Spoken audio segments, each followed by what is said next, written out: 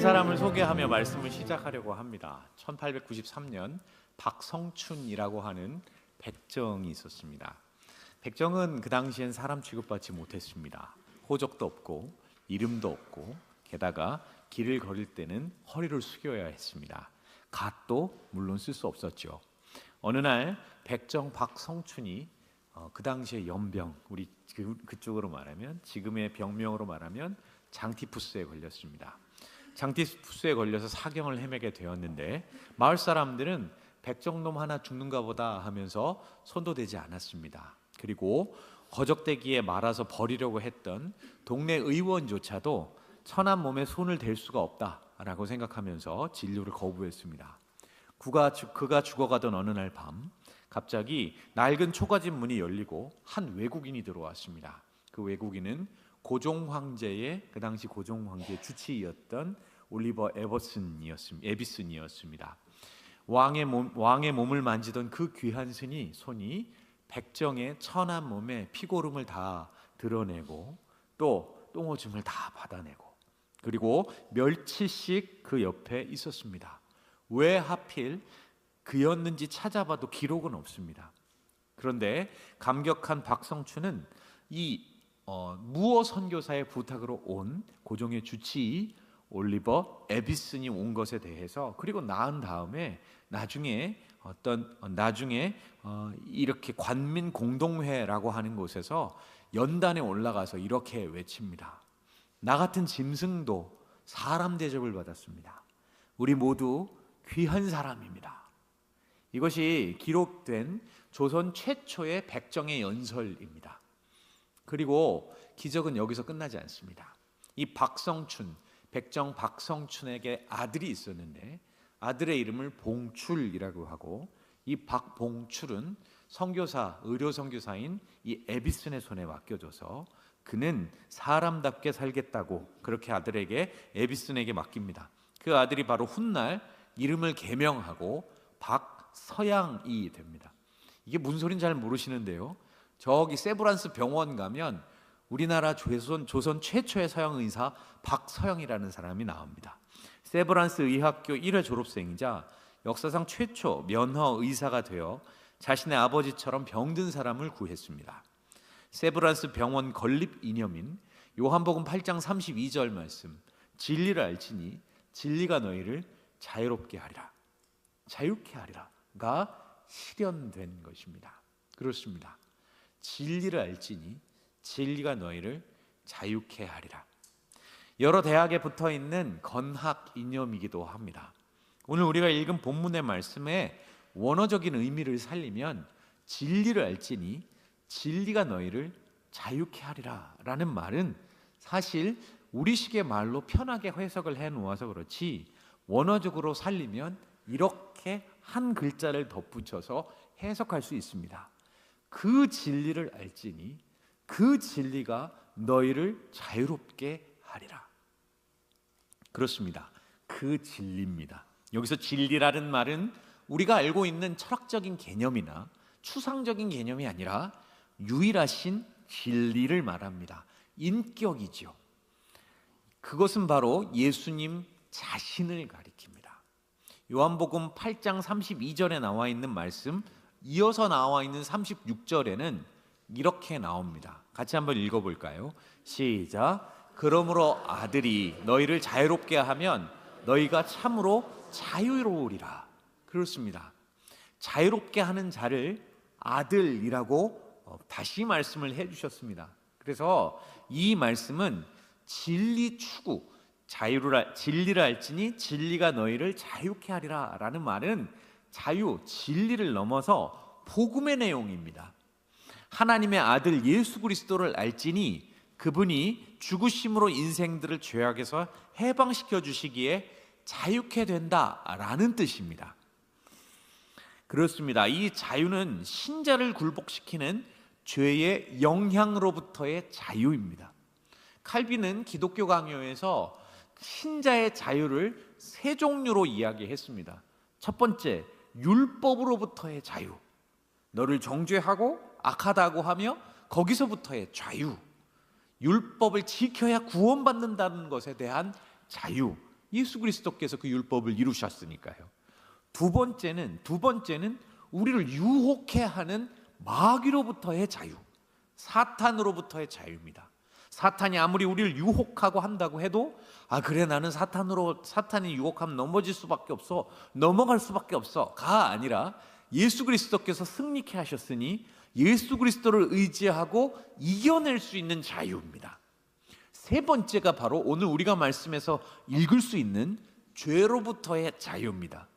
그리스도인은 이 세 가지 종류의 자유를 받았습니다. 다시 한번, 죄로부터, 율법으로부터의 자유, 사탄으로부터의 자유, 그리고 죄로부터의 자유, 이 세 가지를 받았습니다. 종교개혁은 이것을 우리에게 분명하게 이야기해 줍니다. 우리에겐 자유가 있단 말이죠. 사랑하는 성도 여러분, 이 시대에서 죄는 결국 하나님의 진노가 우리에게 임하게 하는 것입니다. 이 시대의 죄에 대해 이야기하지 않는 이유는 솔직하게 말씀드리면 사람들이 좋아하지 않았기 때문이요, 또 우리 시대 기독교 역사에 있어서 죄인 하니까 자꾸 정죄감을 가지기 때문에 죄에 대해서 이야기하지 않습니다. 요즘은 죄를 잘 이야기하지 않아요. 그렇죠? 저도 설교할 때 죄에 대해서 이야기하고 하려면 기도 많이 해야 합니다. 목사님 나 싫어하는가 보다, 목사님 날 뭘 들여다보는가 하는 정죄감을 가질까 봐 그렇게 하기 위해선 상당히 기도 많이 하고 진중하게 해야 합니다.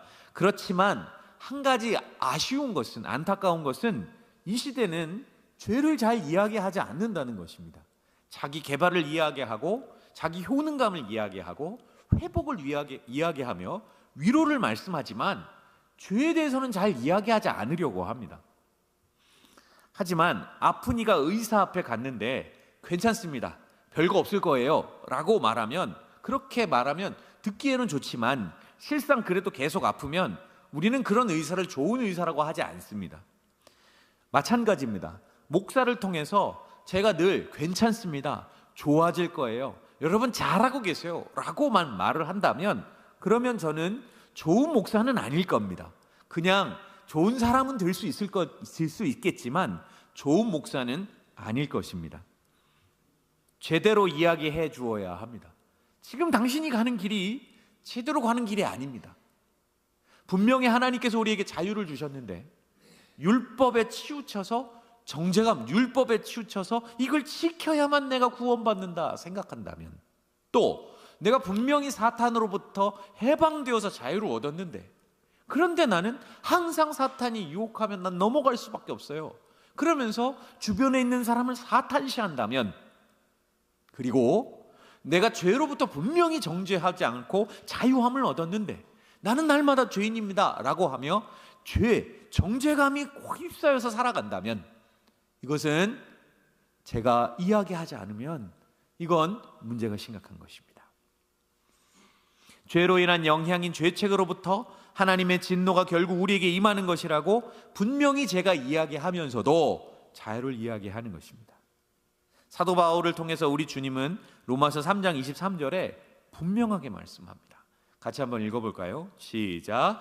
모든 사람이 죄를 범하였음에 하나님의 영광에 이르지 못하더니. 사실 이것이 우리의 현실입니다. 모든 사람은 죄인이요, 하나님의 영광을 위해 창조된 사람인데 거기에 이르지 못하였습니다. 그런데 나는 얘가 죄인이고 부족한 죄인이라는 것을 알지만 하나님의 영광을 위해서 그래도 은혜로 구원받았으니 살아간다. 이것이 현상입니다.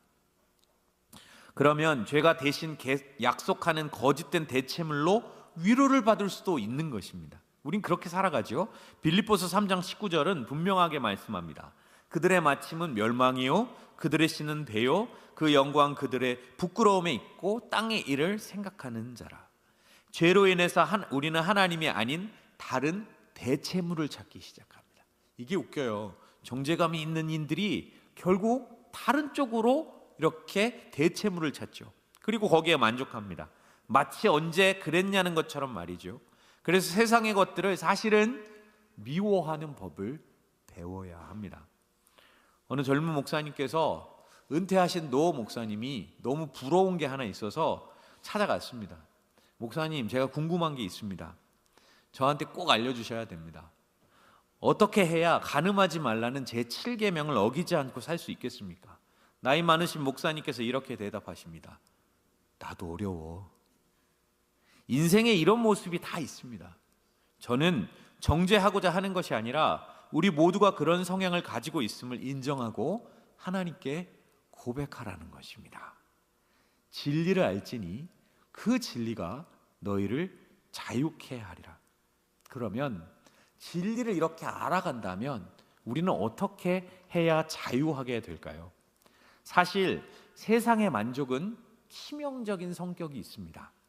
세상에서 만족하는 것은 참 달콤합니다.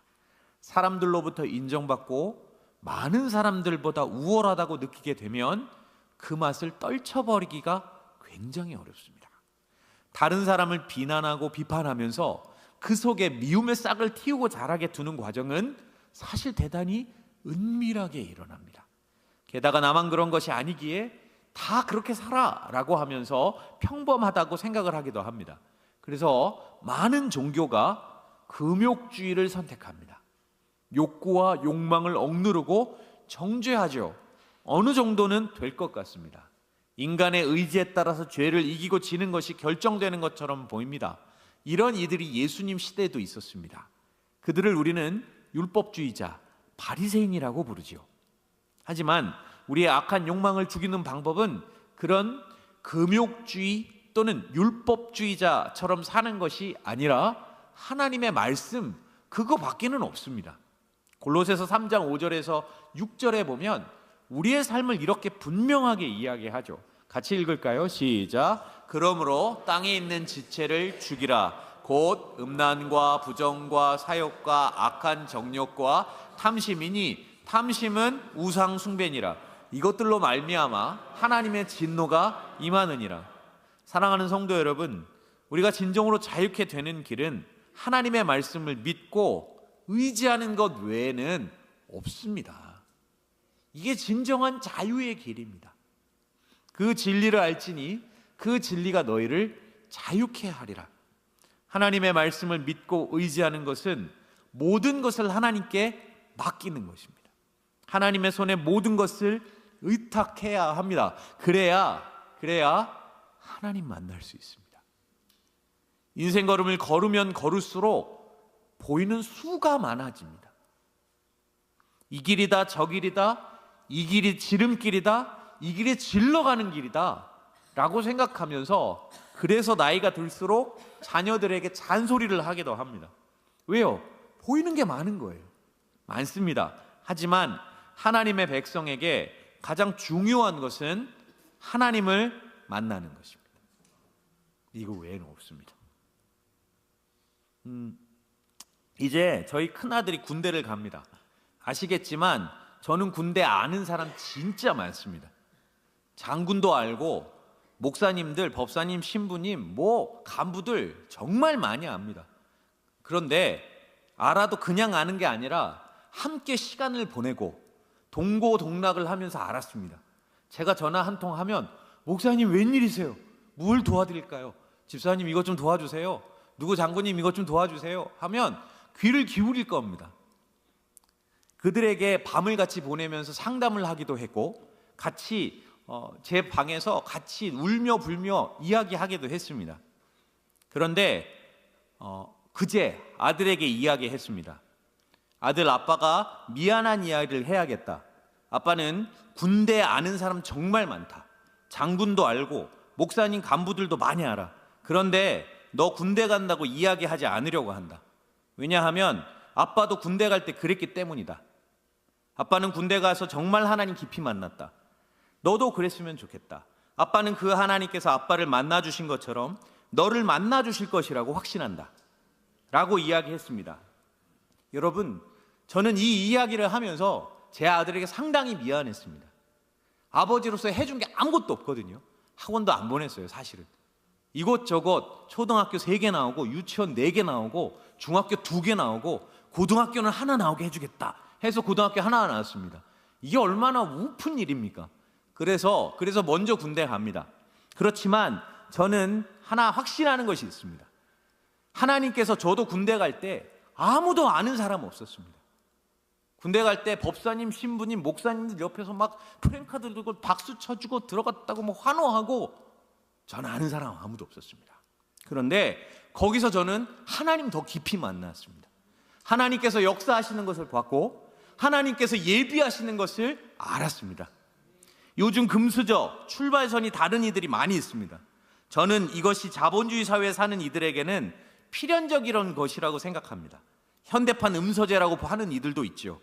태어난 집안이 신분을 결정하고 삶의 질을 결정한다는 것입니다. 하지만 여러분, 저는 음서제라고 한다면 그 음서제 한번 제대로 해보고 싶습니다. 하나님을 믿는 신앙을 전수해보고 싶습니다. 저의 아버지는 목사가 아닙니다. 저의 어머니도 그러니까 사모님이 아닙니다. 그래도 제가 목사 안수 받은 지 우리 고모님께서 저에게 이렇게 이야기해 주셨습니다. 덕수이 씨 집안에 목사가 나오다니 가문의 영광이다 라고 지금은 권사님이신 제 큰 고모님이 그렇게 저에게 말씀해 주셨습니다. 그래서 저도 자녀들에게 살아계신 하나님 만나게 해주고 싶습니다. 그래서 하나님께서 그렇게 살아계시는 것을 알도록, 그리고 그렇게 자녀들을 인도하시도록 하려고 합니다. 그래서 아들에게 이야기했습니다. 나 전화 한 통 안 한다. 정말 아는 사람 많은데 너 혼자 가라. 그런데 아들의 대답이 이랬습니다. 저 즐기러 가요. 괜히 저 혼자 생각했던 겁니다.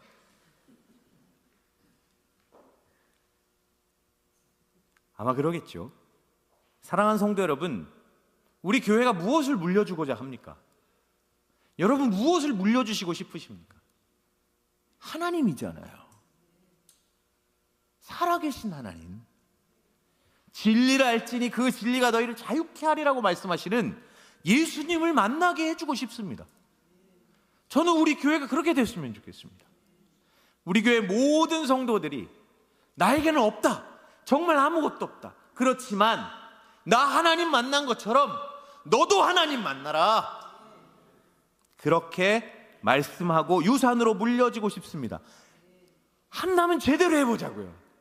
음서제 하려면 쬐깐한 재물 몇 개, 째째하게 뭐 이런 거 물려주지 말고 하나님 물려주자고요. 예수님 물려주자고요. 그때 지지 마십시다. 현실은 달라. 아버지 잘 만나야 한다고, 능력 있는 아버지, 어머니 만나야 한다고 어느 정도 맞겠지요. 그렇지만 우리는 이렇게 이야기하십시다. 하나님 만나야 산다. 그게 제대로 사는 것이다. 이렇게 말입니다. 그 진리를 알지니 그 진리가 너희를 자유케 하리라. 예수를 만나야 사람답게 살 수 있습니다. 예수를 만나야 하나님 영광 드러내며 제대로 살 수 있습니다. 진리를 알지니 그 진리가 너희를 자유케 하리라. 죄 사실을 끊고 하나님의 말씀이 전부가 되어 주님을 만나는 은혜가 저와 우리에게 있기를 간절히 소망합니다.